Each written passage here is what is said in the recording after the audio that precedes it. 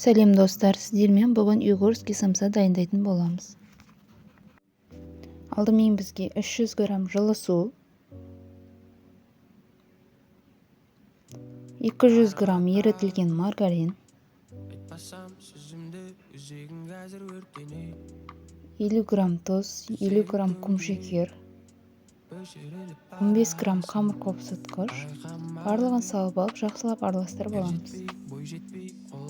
500 грамм ұн салып, қамырымызды жақсылап билеп аламыз.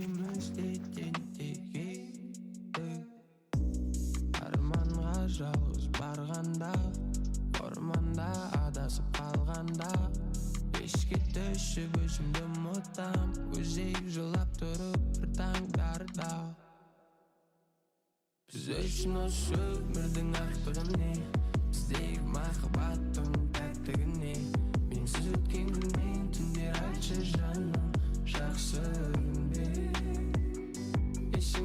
Қамырды илеп болған соң жарты сағатқа холодильникке қоя тұрамыз. Қамыр дайын болғанша пияздарымызды турап аламыз.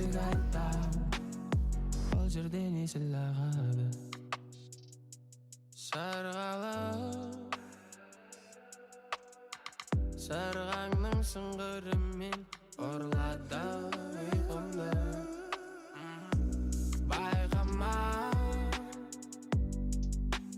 өзіңнің қалағанда. Пиязымызды турап дайындап алдық. Келесі кезек еттен. Мендегі қой еті, сіздер сиыр етін пайдалансаңыздар да болады.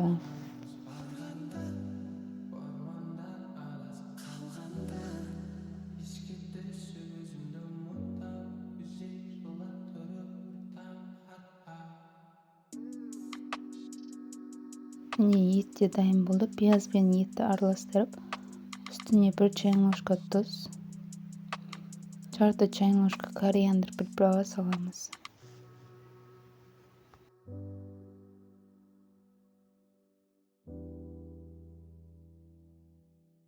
Жарты чай ложка қара бұрыш салып, жақсылап араластырып аламыз. Қамыр дайын болған соң бөліктерге бөліп аламыз. Өзегім төңкереді, өшіріліп барасың, байқамай. Ер жетпей, бой жетпей, қол алыстық біз ертерек. Ол кезде екеуміз де Дайын болған қамырымызды 15 минутқа көтерілгенше қоя тұрамыз.